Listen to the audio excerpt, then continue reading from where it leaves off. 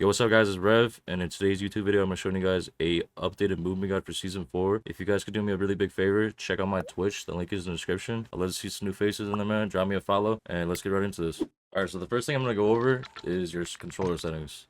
Alright, so for your button layout, I recommend playing on bumper jumper tactical flipped, unless you have paddles. If you have paddles, you don't really need this. But like, if you just have like a default PS4, PS5 controller, Xbox controller, you don't have paddles in the back of your controller, I really recommend playing on bumper jumper tactical. Basically, what this does is it allows you to jump without taking your thumb off the analog stick to like press A or X, whatever you use to jump with. It just makes it a lot easier to jump. It's like the same thing as having a scuff, but you don't have to spend like $300 for one. Another thing that's really good about this button now is the fact that I can play tactical with bumper jumper. So what tactical basically is I'm able to slide with my right stick just by like pressing down. So I don't have to take my thumb off the analog stick to press B, or I don't have to play claw to slide cancel. It's just a lot easier. Like I can always keep my thumbs on the analog sticks at all times with this button layout. So that's what makes it really good. So yeah, make sure you guys use this button layout. If you don't have paddles, like I really recommend this. This is OP. I've been using this since like BO3. So the next thing I'm gonna go over is your input dead zones for your analog sticks. This is probably like the most important thing for like your controller settings. What I recommend to play on is 0 dead zone. So if you have like mad stick drift, trust me, if you just stick to 0 dead zone, the stick drift won't even matter anymore. You're gonna feel so much better. You're gonna feel way more loose, and just trust me, like it just feels so much better. You actually feel like you're more in control of your analog sticks, like with 0 dead zone.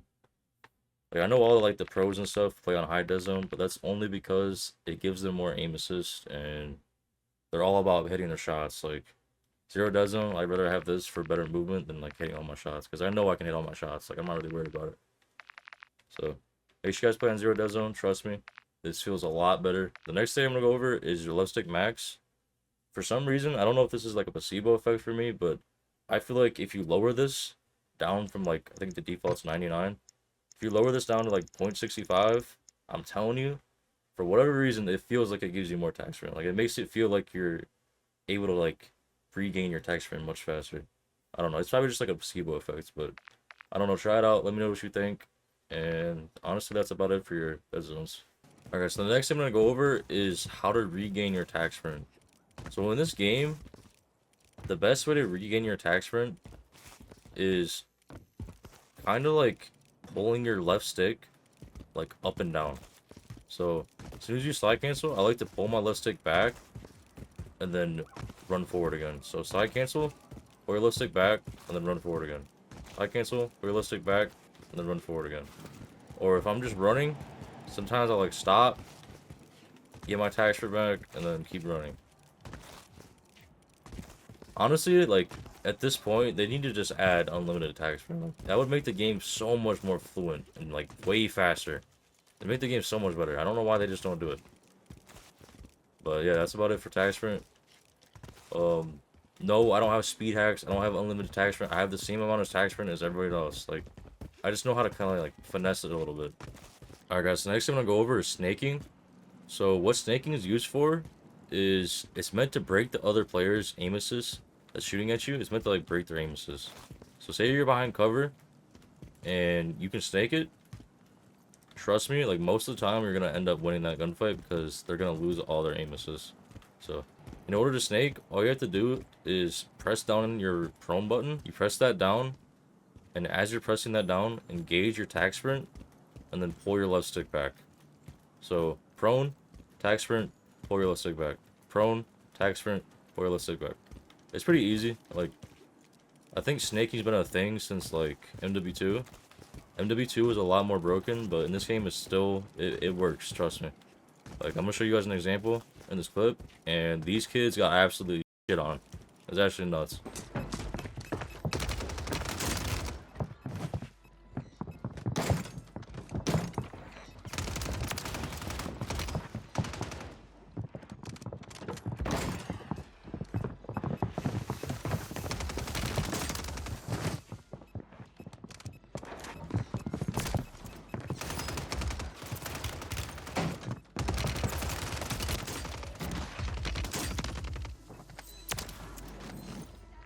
They got slammed. Oh my god.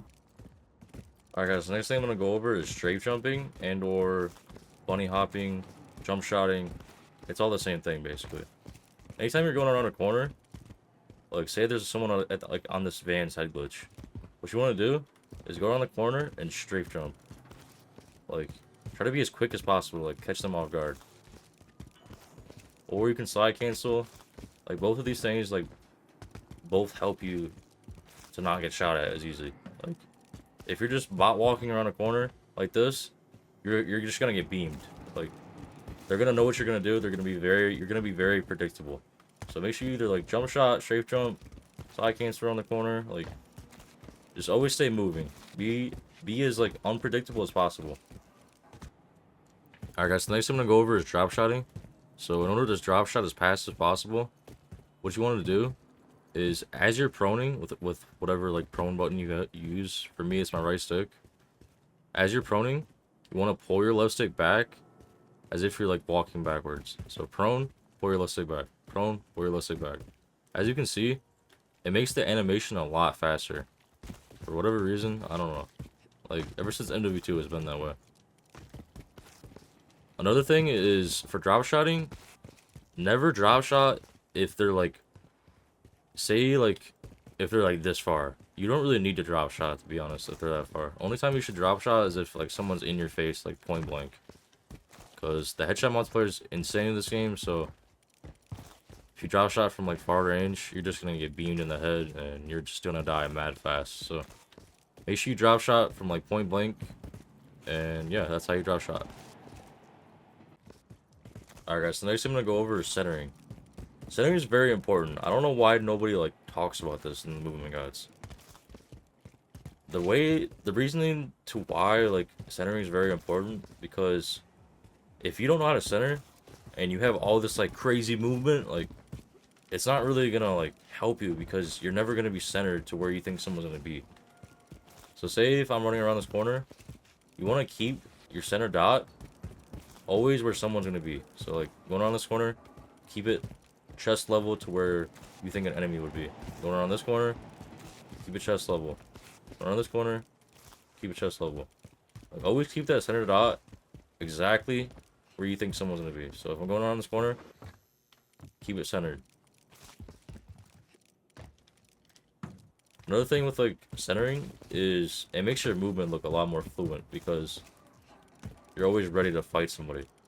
Like, you're not running around doing all this movement, looking at the floor, side canceling. Like, you're not gonna be ready for someone if you're doing that. So make sure you guys keep the center dot always centered to where you think someone's gonna be, and yeah, that's it for centering. Honestly, that's about it for like the movement guide for this game. There's not really a whole lot of movement to like learn. It's mostly just slide cancels, snaking, jump shotting, which is pretty much everyone knows how to do all that stuff, to be honest.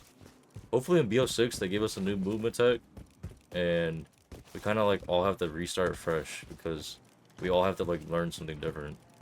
And I don't know, it would just be cool to have like some new movement tech in Call of Duty.